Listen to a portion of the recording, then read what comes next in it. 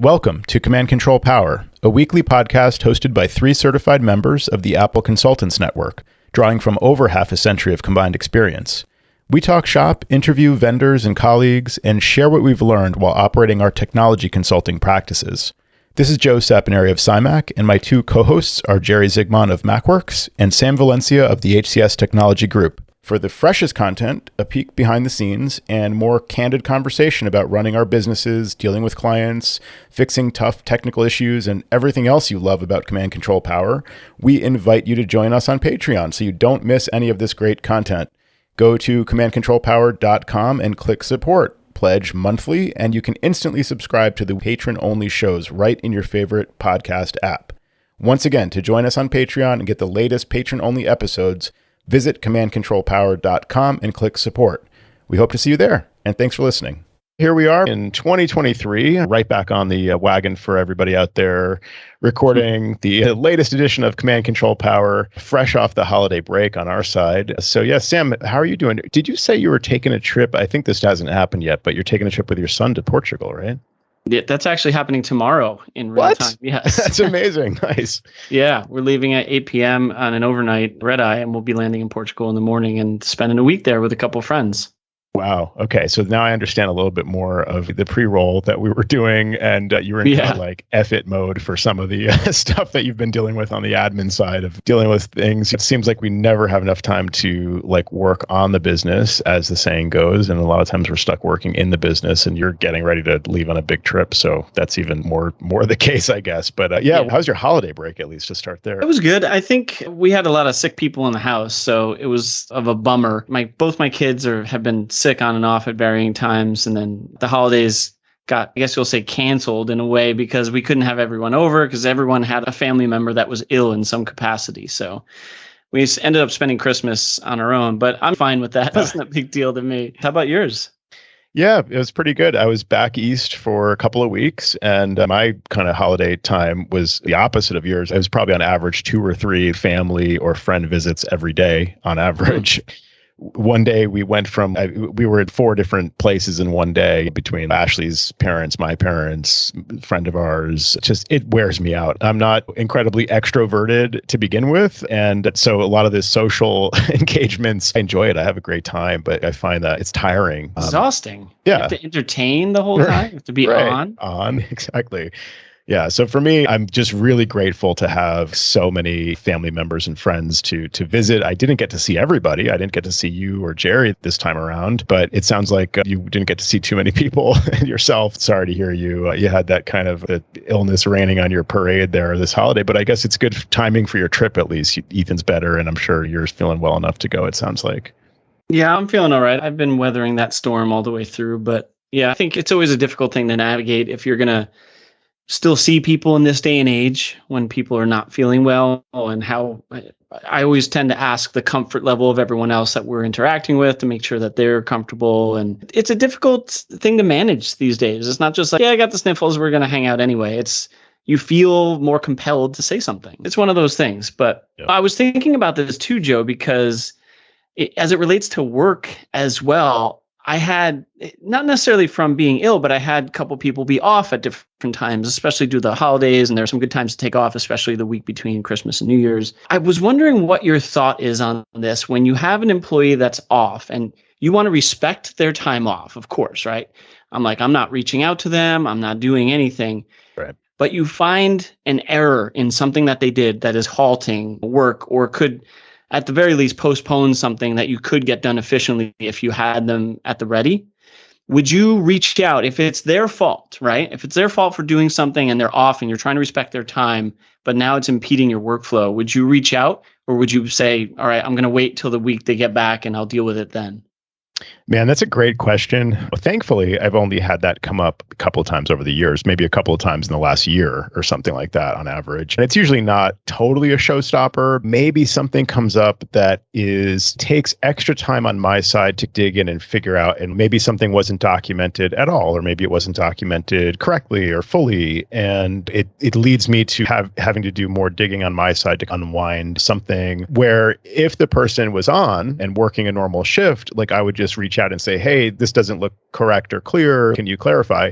Or better yet, How about you take this one? Because this is extra frustrating because I'm picking up I'm blindly inheriting this job or something like that. I've faced that same question. And like you, I try to just let them have their firewalled time. I really make the effort to have them just be truly off, and not wonder if some random message is going to come in that's going to disrupt their time off. Nor do I have an expectation that if I did need to reach out, that they should be looking at their phone and ready for one of those messages. And that's not just like out of the goodness of my heart or like for some goodwill or something. I realize as an employer doing this work, one of the things that I'm offering my employees is that ability to like, hey, you're on a team, you're responsible for what you're responsible for, and you get to be off when you're off. Whereas I'm the owner and the buck stops with me, although it's very rare that they like have to reach out to me when I'm off. And I think that's largely because of how I manage my like documentation and those and stuff like that. But they would be able to reach out to me, like they know they can if there's a client satisfaction issue or like some major thing that blows up or a show-stopping issue where we need all hands or something like that. But the same thing, it doesn't work in reverse. I realize that they're employees and I try to keep them protected in that way because again, that's something that I offer them as the employer, partly because I would want, let's say I hire somebody who otherwise has aspirations to be an owner or start their own thing.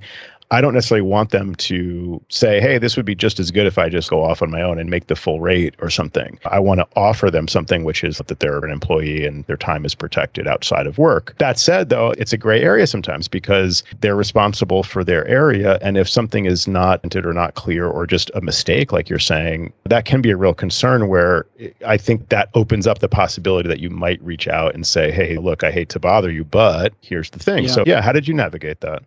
Yeah, if you couldn't tell already, I took that from a very real story. It happened, and it was one of those things where, just like you, I'm trying to be extra respectful of people's time because I'd want them to feel that way to me as well. I want my time off. And this happened. It was less a mistake and more about bad documentation, which really irks me because, again, like you, I try and have really good documentation. So this was stopping our workflow. There was an admin credential that wasn't documented properly. We couldn't do things. And I felt compelled to reach out. And I didn't feel bad about it because, first of all, I had been good almost all of the week of not even a peep with this person. And then I was like, you know what? This is your fault. There's nothing I can do. You did something that you should have done correctly, and I have to reach out. So I didn't feel bad, but I did reach out right away. And I had to do it via text as well, because with the awesome features of Focus, you can just completely turn off your work life and just not receive work email or messages. So I had to text him, which I also try not to do. I try to create that separation there of texting's for personal. And I don't know, we use Slack and email. I sent him a text message. He replied right away. We got it taken care of. It actually happened a second time that same week. But we did it. And I did not feel bad because, like I said, because I had done well by keeping this person left in the dark, but this issue had to be dealt with, and it was their issue that created it.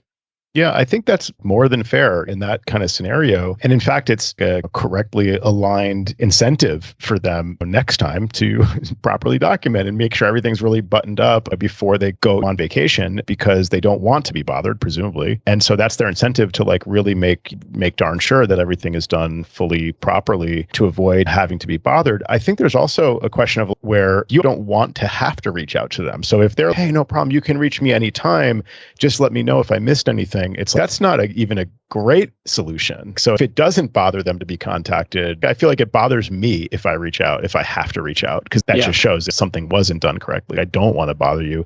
It's not just fine by me if I have to reach out to you on this channel to get the information I need. That's not good for them, presumably, and definitely not good for the company. Yeah, it's hopefully it doesn't become a pattern, but yeah, I hear you on how that's sticky to navigate sometimes.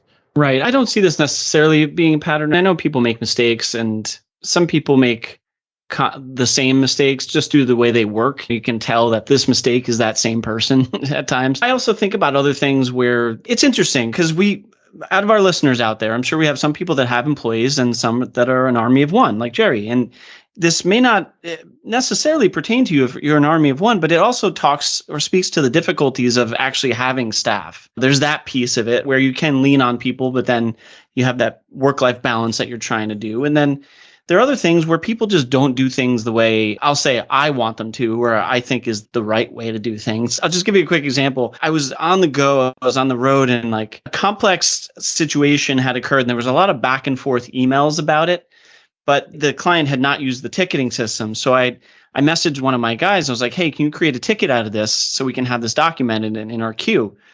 And he just forwards the email into our ticketing system. And that made me so pissed because I was like, you know what? I could have done that. Like I know I'm on the road, but I could have freaking forwarded this message. I was mad about it. I don't know. Maybe it was me and I wasn't clear, but I was like, wouldn't you expect to not just freaking forward it because I could do that, is create a ticket and document what we had in our conversation so it's clear? Because in this email chain, now you got all these signature lines and all this other garbage that's now in that. You know what I mean? So it could have been that I wasn't clear, but that's a small type of thing that I'm like, man, that really made me angry. Like it just chapped my ass. I don't know if you get that way about little things like that, but I do. Yeah, I'm happy I have a small team right now. There's benefits to that, which is that we're all in pretty good alignment about like expectations and how we work. And I was just having this conversation actually with a client. Sometimes they ask, is Tim still with you? And I'm like, yeah, heck yeah. It's great because like he and I can hand clients back and forth and pick up projects where the other person leaves off. And he basically works in this direction, mostly like he understands my expectations on stuff like that. And for the most part, that's in pretty good alignment. But I totally understand where you're coming from, where like when I've had to onboard other people in the past, it can be really tricky. How much do I have to specify? Make a ticket from this that's clean, that doesn't have signature lines in it, that summarizes the issue at the top. That if I have to spell all this out with every request, that's not ideal. It's like a lot of extra time. Maybe the first couple times you do that and you hope that they understand every time they make a ticket, it should really be to those standards, not just like the lazy forward kind of method. Right. Yeah. And look, sometimes you do have to be more specific. I sent the message to them. So just as easily I could have forwarded it. So in my brain, I'm thinking, why would you do the least amount of work there when that's something I could have done instead of asking you? Yeah. So maybe I'm expecting too much out of people at times, is to like interpret my request, but that just on a bad day, that'll make me angry. Yeah, no, me too.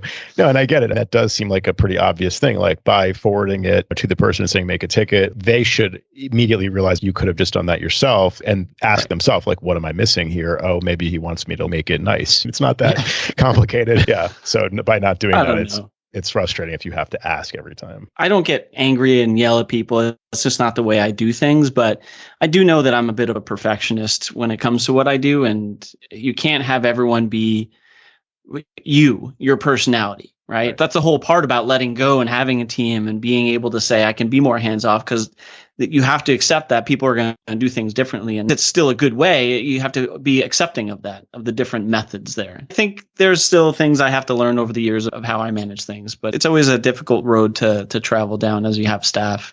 Yeah, for sure. Yeah, those are some of the interesting issues for people out there. I wonder if listeners have any feedback about what it's like to manage people and deal with some of these staffing issues. And the holidays or vacation times illustrate that, those kind of workflows. And sometimes it's really instructive where you can see what works and what doesn't work. If I get an email from a client and it looks like I'm missing a lot of context, ideally, I'm not going to have to log into Judy's email or Tim's email because it's delegated to me. I can just log in and do that to search to find the answer. There should be a ticket with the context already, or there should be an email thread or something that I was CC'd on, and sometimes it does come up where there's something missing in the workflow, and it can always be refined further. But I have to say, I'm happy with the way things are working on my side. I just wish, as we were talking a little bit before the recording, it seems like there's always more of a need for me to work on the business. And I wish I had more time to do that, because I think it can be really beneficial. The benefits can really be compounding if I work on the business and deal with refining the management in Addigy, or refining our service offerings and pitching things and selling things to clients, all those kind of tasks that fall on my shoulders. But when I'm busy with doing the actual client work, that's the part that it's necessary, and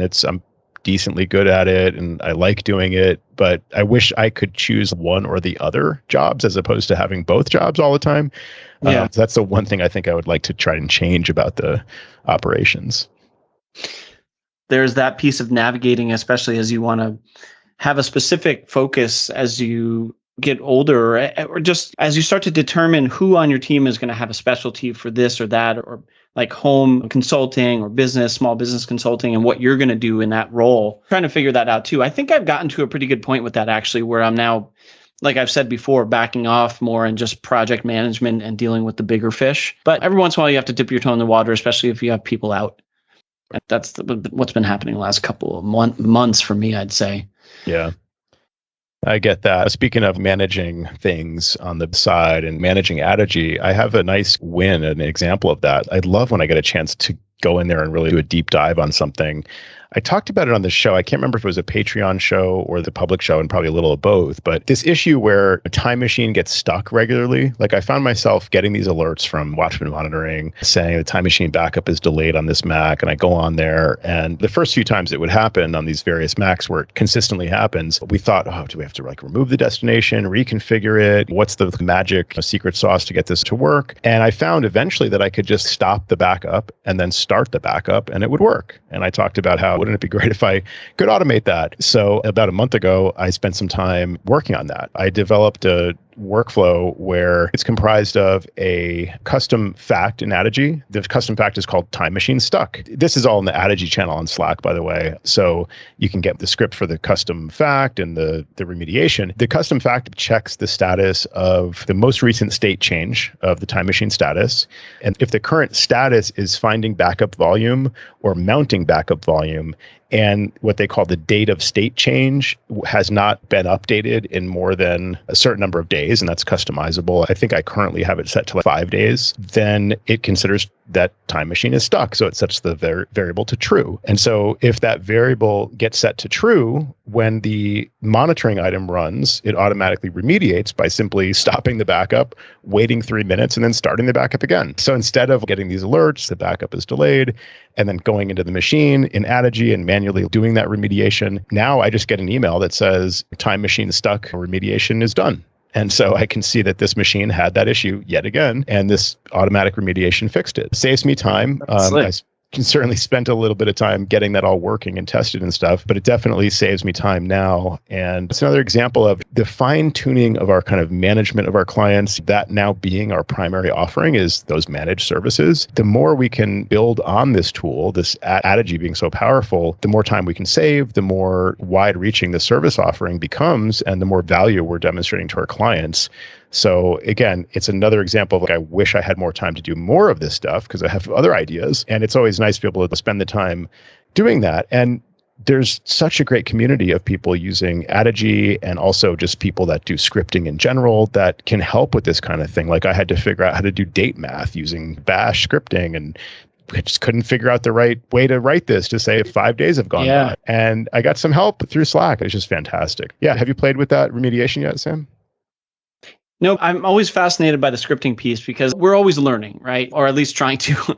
And dig that you're doing these scripts to create ways to fix problems that aren't easily accessible by the GUI, at least remotely and Mac. You could do this one at a time, of course, but what good is that? So I like that you've come up with these solutions for something like this. And of course that you share it to the community, but know what you're talking about in terms of the date format for things like that, and making sure that it can be read properly, because it might spit it out in a format like epoch time or something weird where it can't be read properly. So that's the thing that I really love about scripting, though. I love trying to figure out those solutions. And sometimes you're banging your head against a wall trying to figure it out as you go along the way. But that's become a really big part of what I'm trying to do to automate things as well, as create more scripts to do tasks that just aren't easily accessible in MDM or in the graphical user interface.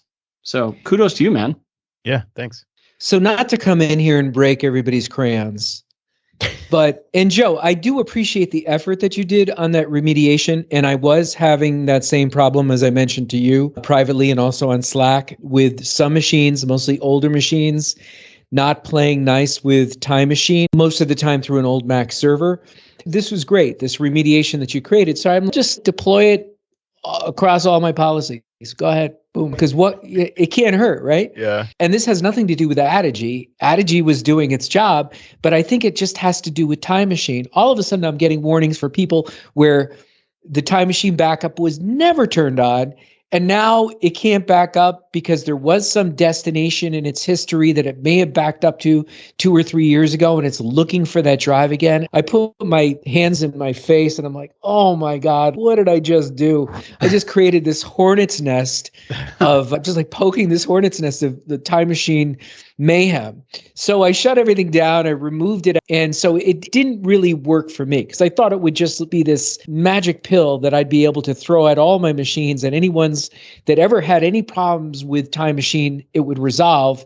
So I'm still chasing down those same machines that are having trouble backing up. And I just think Time Machine, at least backing up to network volumes, it's so broken. It's ridiculous. Yeah, this illustrated that for me pretty clearly, because up until now, I would only see that this was an issue if depending on when I had the warning level set for Time Machine and Watchman monitoring. A lot of cases I would set it to 21 days or something, so I don't get an alert every 7 days. But that's when I would hear about it. I would get that alert and then I just manually remediate. But like you're saying, now I get it because I have the date set to max stuck days to be 5 or something. I get it like every 5 days for certain machines, like clockwork. It seems like they don't back up properly unless they manually back up, like this remediation running causes them to basically starting a manual backup essentially. But for whatever reason, the automatic backups just don't work. In my case, consistent with Synology, I don't know that I'm sure it's the same issue on whatever other servers, or like you said, Mac OS server, maybe other NAS devices. It just seems like a Time Machine backup issue to any network attached drive, which is supposed to be fully supported. I follow the instructions, the best practices from Synology in this case to set it up. It's like a built-in feature. It's just that Time Machine doesn't reliably work that way. Yeah. Yeah. So, and I've gone in there and deleted the in progress file that they sometimes tell you to do in troubleshooting, and still it just craps out. But to echo Sam's sentiment, scripting is magical for me. Yeah. And I'm like the king of cut and paste. Just give me scripts. And if I could cut and paste them in, I don't know what they do, but I know how to install them.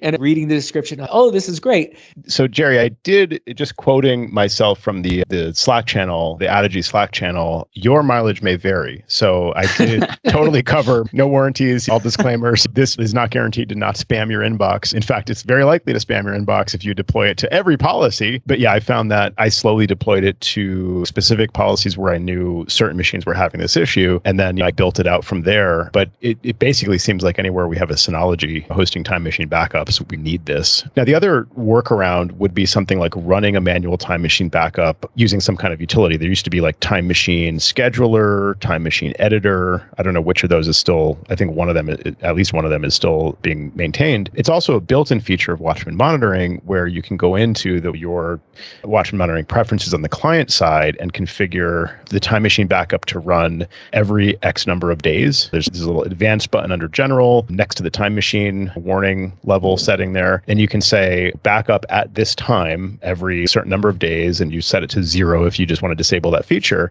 So then you turn off Time Machine. You turn off automatic backups on the Time Machine preferences on that machine, and you just Watchman monitoring kick off a Time Machine backup every certain number of days. So that's another way to work around this. And I do that at some clients. There's one client we have that has 10 machines all on Wi-Fi backing up to a Synology, and it works. It actually works. But I found that setting that to just back up every 3 days at a certain time when the machines are not being heavily used but not sleeping gets them to back up for the most part on a regular basis. I was going to make some snarky comment by saying, using your approach there, you just define when it's going to fail. You just give it the time to fail. I think the funny thing is, I think it actually works better when kicked off manually. And that's basically how the remediation works, is whatever the automatic backup was doing that just doesn't work because of, it just seems step 0 is make Time Machine automatically back up reliably. I don't know why Apple can't get that right, but the automatic backups fail. So stopping the automatic backup and then starting a backup, just like using the command line tmutil start backup, that works for some reason. And I've noticed some really weird stuff with Time Machine. I may have mentioned this before as well. Let's say you have the backup on the Synology and you're using that as the migration source to a new machine. So the old machine backs up to Synology by a Time Machine, and the backup is complete. And now you're starting the migration to the new machine. So you mount the backup volume, you mount the disk image, and you start the migration from that source. And it's all fine. It's like calculating, it's doing, everything's going smoothly. And then the old machine somehow reclaims that backup that's already in use and interrupts the migration in progress. And it's, hey, what the heck? The new machine is supposed to have that drive mounted. Like, how are you able to mount the disk image claiming that access or something? It's like it shouldn't happen, like with just the resource being locked and stuff. So that's strange to me. So to prevent that, I thought, okay, and this used to work, turn off automatic backup. So you're not going to randomly try to run a backup an hour from now and interrupt my migration in progress that's coming from the backup drive. So turn off the automatic backups on the original machine. Again, that used to work. But in the most recent versions, I think Big Sur, Monterey, and newer, or maybe just Monterey and newer, it doesn't actually free up the backup volume. So what I've noticed is, let's say you have Time Machine turned off, you can go in and you can go into Disk Utility and unmount the backup volume. It'll remount the backup volume, even though it's not trying to run a backup. Time Machine somehow just tries to keep that volume mounted somehow. And the weirder thing is, even if you, let's say, turn off Time Machine automatic backups and you restart the Mac, it will remount that drive. It tries to keep the Time Machine backup volume destination mounted. It's just really weird. And I don't know if that's related to, again, SMB. I don't know if I'm using this term correctly, but like being stateless, where you can restart a Mac and it just stays connected to the share kind of thing, and which is good in theory if you're connected to a server and working, and then, I don't know, the server has a hiccup or something, it'll reconnect to the shares that it had mounted. Like it seems like it's more resilient in practice, but in the case of Time Machine, it's just screwy. And I think I think that causes some of these issues, I feel like. We would be remiss, of course, we're talking about Time Machine and using a Synology for that the active backup for business, where for Synology is out of beta and it's been released, but a lot of Mac admins, of course, don't like it because it adds a hidden user, and I believe you have to enable a kernel extension. Right. I have been using it now pretty solidly for the last 10 days on my MacBook, and it's been backing up steadily and hasn't had any issues at all to a Synology. Have you tried restoring yet? No, I don't do that. Yeah. That's another fee.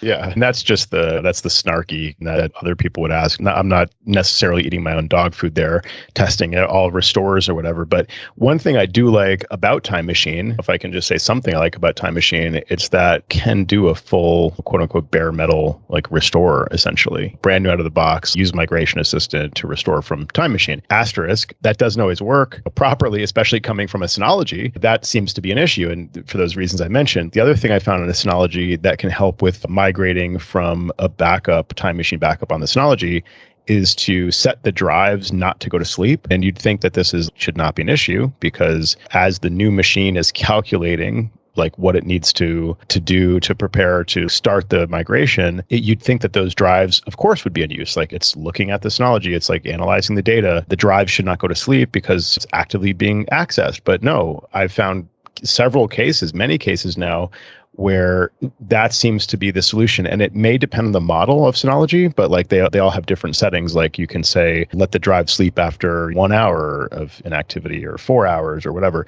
So I found that just setting that to the maximum, I don't know if there's a setting to let them never sleep, but I think you just set it to 4 hours or whatever the maximum is, and that will solve the issue. So I've seen that issue too, where the drives apparently go to sleep.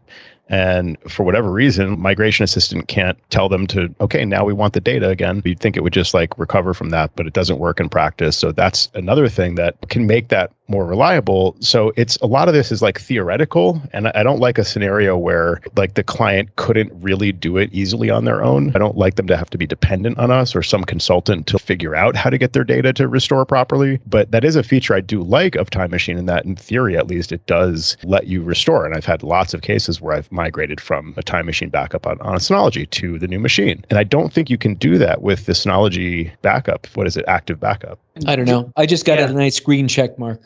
Okay, nice. I like that. I was going to ask if anybody had experience with that, because I don't. I'm curious about it, but you're saying it's not as feature rich as Time Machine would be in terms of like full restores, right? Yeah, like I think with a running Mac, you can just access the data that's on the backup, which is nice. If you delete a file accidentally or whatever, fine. But maybe there is a way I'm sure you could do it manually. Like you could configure a Mac, configure the new user account and all that stuff, and then get connected to the Synology and then manually copy the data. And then if you're, let's say you're just like copying the entire home folder, if that's an option, then you can obviously create a user and claim that home folder and basically be back up and running. But it's not going to migrate everything as easily, I don't think. As far as I know, it doesn't restore items to the library folder and all that kind of stuff, like applications, things like that. You're going to have to rebuild the system. It's going to be much more involved, even more involved than all my little recipes for restoring from Time Machine successfully from a Synology. At least the end result is, Migration Assistant usually leaves off in a pretty good state where it's like basically usable. Speaking of which, I just had a customer reach out to me because her son helped her migrate from one computer to another, and now everything's quote unquote all screwed up. Yeah, I'm like, well, the first issue was having your son do it, but that's a whole other conversation. So I love Migration Assistant, don't get me wrong. And I always follow your point, Joe, ever since you spoke about it years ago to a T, which is setting up the user account first and then doing Migration Assistant. But it's always worked great for me after that. I just don't know what kind of issues she came. This total sidetrack conversation about this, but who knows? She's like, I can't get my mail. I can't do this after we migrated my computer. And I'm like, it's frustrating because I'm like, now I got to backtrack what he did wrong to fix your problem if you had just reached out to us in the first place. Yeah, it's oftentimes worse. I tell clients it's way easier for us to just start from scratch than to pick up in some unknown state where I can't guarantee you've got all your stuff. I wasn't responsible for doing it. So how do I know? And and further to that, sometimes they ask us, like, we're going, okay, I got a new Mac. Can you help me? And I walk them through this process and they're like, shouldn't I be able to do this myself? Yeah, I mean, in theory, you should. And I wish you could. And probably in a lot of cases, it would work out that way, but it's not a guarantee. And then we'll start to go through the steps and it's, okay, Migration Assistant. Okay, I'm going to click transfer my data. I'm like, no, you're actually going to click, but don't transfer now. And they're like, what? And they're like, what are we doing now? And I'm like, first we're going to create a user account, blah, blah, blah. And I'll explain, because we found over the years, it's just more reliable to create a user account, a temporary user account, log in, update the new Mac, and then use Migration Assistant from that temporary user account, rather than doing it like on an unupdated Mac or Mac that's out of the box, not up to date from that setup assistant for whatever reason. It just seems to work more reliably. So I tell them that and they're like happy to hear that, but I'm sure some of them are like a little skeptical. Sure. Anytime they feel like they have to rely on you for something that should be just accessing their data, I can understand someone being a little skeptical about that. Yeah. Are you ever tempted to just tell people like, hey, by all means, have at it, do your best. Yeah. Tell me, let's see what happens. Because sometimes I just get tired of like explaining this stuff and it's just like, all right. Or sometimes I want to prove to myself again, like that, why we do it this way and let them screw it up. And then now it's our problem. But it's annoying and more complicated that way. I don't have as much patience as I used to. So all for telling someone, have at it if you're going to complain about having to pay me to do something like that. Right. Yeah, they'll come crawling back. Or they won't, and I'll just be like, whatever. Yeah, fine. That's fine too. It's not my problem now. Yeah. Well, speaking of as we all age more by the day, do you guys have anything? Keep on twisting the knife, Joe. Keep on twisting the knife. Hey, I've got a couple of I should have known this, and I'll just own those. Do you guys want to hear those, or do you have any to add to that? I want to know if I know these things, so go for it. All right. Well, has this ever happened to you where a client needs some help and restoring files? And one of the potential sources is BackBlaze. And a lot of times it's maybe a more up-to-date solution. They just have their Time Machine backup drive unplugged, or see the former discussion about the Synology backups and stuff. And so we've got their backup on BackBlaze. So I've had a couple of calls where we're going to help them restore something and BackBlaze is down. Like, you go to their site, you try to log in, and sometimes you just can't log in, and sometimes you log in and then nothing works, and then you get like an error page. And it's always like a little disconcerting. You get like a 404, or you get just like weird errors like BackBlaze is down for maintenance. Are they actively dealing with a breach? What maintenance are they doing in the middle of a day? This is really weird. So I did a little research and I found out that they have a scheduled maintenance window every Thursday from 2 to 4 p.m. Pacific time. What? Yeah. I've never encountered this before. And also, you guys have a maintenance window in the middle of a Thursday afternoon? Like, are you kidding me? Yeah. And sometimes they'll schedule calls and it happens to be Thursday at 2 p.m. Pacific or something. And I'm wondering like why it's down. So now I realize, okay, that's just something they do every Thursday, apparently. Really weird. I did not know that, for one thing. That's just kooky, as they say. What? I can't even begin to comprehend the logic behind doing that at that time of day. I can't either. I mean, is it a labor cost thing? Like they have people on working in California or something, and they don't want to pay somebody like for after hours or something. But it seems disruptive. It's don't try to get your data back on Thursday afternoon. May not happen. Probably won't. I actually encountered this today. We're recording on a Thursday. Really? Okay. Yeah, absolutely. I was needing to come up with year-end charges for B2 backups for some of my clients that I have to send out invoices. And it was at 2:00 and I had to log in, and I was getting the message that we're having trouble, something like logging into your account now, try back later. And I actually had to open up another browser to get the message that we're down for maintenance. But at first, when I saw the message that it was having trouble accessing my account, I got deeply concerned because I've got a lot of accounts in there. We do a lot of work with them. Yeah, it's crazy in the middle of the day. Yeah, and it's exactly my issue too. Is the first few more times that I care to admit that this happened, I was like, "Oh no, I can't get into my account." Like, you're praying it's just going to fix itself, because if you can't get in, and then you need to reach out to support, and then there's some issue or something, is my data safe? So it's even more disconcerting when you go to log in. This is a scheduled maintenance that happens every Thursday. Like, no sweat. Like, this will be fine. It's just like a weird error page. So it's just a little disconcerting, and I finally found out that this is a regular thing. So yeah, PSA for the listeners, because I feel like I should have known this, and now we all know. Yeah. On that topic, I've got a simpler one in Apple Music. So this is silly. Like when you go to pop out the little, what do they call the little mini player window thing, and then you got like the album artwork. So because sometimes I'll listen to music and play it from my Mac instead of my phone or whatever. And it's like, how do I go back to the library? There's no obvious way to do it. And Jerry, you're probably familiar with this if you use this feature, but it takes a couple of clicks. Like, you have to click on the three dots, and then you can say show. Actually, I can't even figure it out now. I made notes and I can't even figure it out. Click the three dots menu and then say show in Apple Music, or depending on what you're playing, show in iTunes Store or library. Now, nothing's playing on my side right now, so I don't have anything. I just have show playing next. I don't know. So apparently I can't even get back to the library from this window. I would love to be able to help you, Joe, but I haven't used Apple Music in over a year now, because I've only exclusively been using Rhune, which is a paid service that connects with some of my high resolution streaming audio stuff. La-di-da, hooray for me, kind of thing. Yeah. But yeah, so I've abandoned that completely. That's abandonware for me. Okay, I just found an easier answer than my 2-click method. You just close the window and it takes you back to your library. Gotcha. I should have known that too. So there's this bonus. I should have known this. It just seems like a weird interface from Apple. That's my main complaint there. Have you guys seen, speaking of I should know this happened to me with a client iPad, where the iPad is not receiving messages. When it's trying to send a text, the name just shows up in red. Have you seen this? I don't know. I've seen that on occasion, yeah, in the past, sure. So I'm trying to fix it, right? And so I log into the Apple website for the Apple account, and I made sure that the phone number was added in the profile for the person. And that still didn't fix it. And I'm like, what the hell? I'm flipping through the menus. And my excuse now, anytime in the preferences in an iPad or an iPhone, I never can find it. And I use the search box constantly, but I'm always flipping through things, trying to locate. Like a client will say, my phone's locking too quickly. How do I fix that? And I'm like, I don't know how to get there really quick anymore, because I don't know where the setting is. And I always tell them like, oh, they're always changing this. Apple just changed this a few months ago. So I'm looking around to resolve that issue of the iPad not receiving the messages. You have to make sure that you've enabled text message forwarding. Oh yeah, I do remember that. Yeah, who knew? And it makes sense. I did it one time. Yeah. Yeah.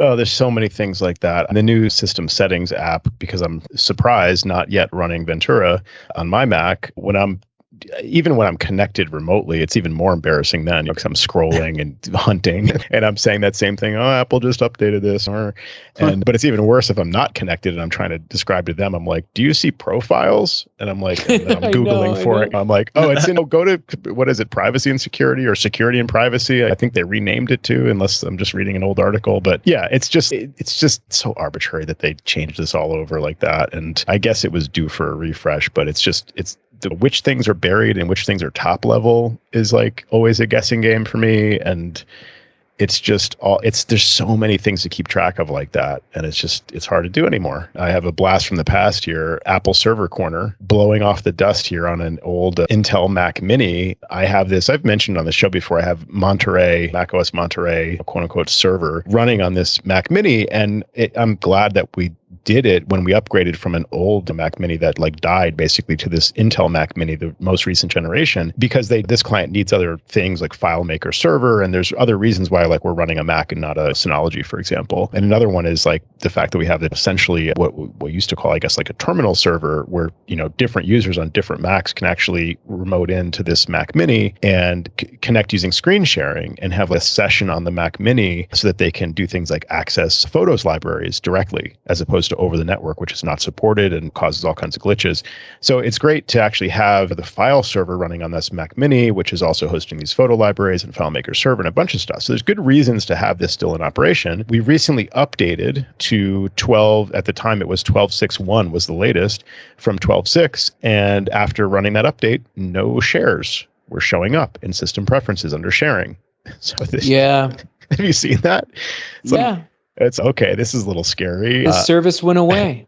Yeah. But I just added them back in. Like I added the two main file sharing locations there into the sharing preferences, and the permissions were already set correctly. And also they just like, now they were available again. But it's like, why did this like minor point update just clobber the shares that were there? Yeah. Very weird stuff. Thanks, Apple. Yeah. Another disconcerting issue. Speaking of a Monterey upgrade to 12.6.1, just today, I upgraded a client machine. I think it was from like, I don't know, 10.14 or something like that to Monterey. And the user account shows up as locked. Have you seen that? Where it's like you put in the user's known good password that can get you connected using screen sharing and Addigy Live Desktop. Like the password is correct, but when you type it in on the login window, it just says your account is locked. I've read about that. I haven't dealt with it firsthand. I've seen that happen when they have an MDM password profile. Interesting. Yeah, I don't think they do. At least they shouldn't have. Maybe that's the issue. I tried unlocking the account. I tried changing the password. I created thankfully we have Addigy on there, so I created a second user account and logged in, and I'm just trying to update it to 12.6.2, and maybe that'll fix it. But yeah, that might solve my issue, Sam. Thanks for that tip. And maybe it is like a password policy issue, and they're not able to log in with the working password now because something's being enforced that shouldn't be. Yeah, interestingly, actually, that the password profile in an MDM is crappy in my opinion. It oftentimes will just randomly lock an account, and depending on the MDM vendor, they might have an unlock button, and then you can just get them back in. And then you just tell them, hey, use that same password again. They try it, and it works. Yeah, I found that too. Like I've had issues where, in theory, enforcing certain requirements through Apple's methods for the Mac login password, but then also having like an identity provider, which has their own password policies. Like you end up being able, like the user can set a password that meets the requirements of the identity provider, Azure or something like that, but it doesn't meet the requirements that you can specify in MDM. And just filing those requirements became like I thought that they matched basically, and the password they set did meet those requirements ultimately, but then it just still wasn't accepting it on the Mac side. So we just stopped doing it. We stopped enforcing on the Mac side. Well, as we wrap up this show, I just want to thank a returning patron. Our very own Amy McKnight is back supporting Command Control Power, and we really appreciate it, Amy, especially since Amy has now retired her consulting hat. And while she says she'll always be an Apple nerd, she's now doing executive coaching. So you may want to check this out. The site is vimcoaching.com. That's VIM coaching.com. And that's where you can find Amy McKnight, longtime supporter of Command Control Power, longtime Apple consultant, and now executive coach. Amy McKnight at Vim Executive Coaching.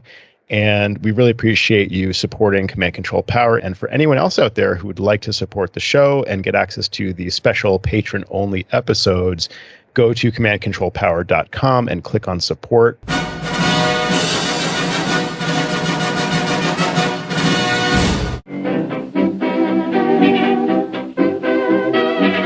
Hey, everybody. So we just finished recording what turns out to be episode number D.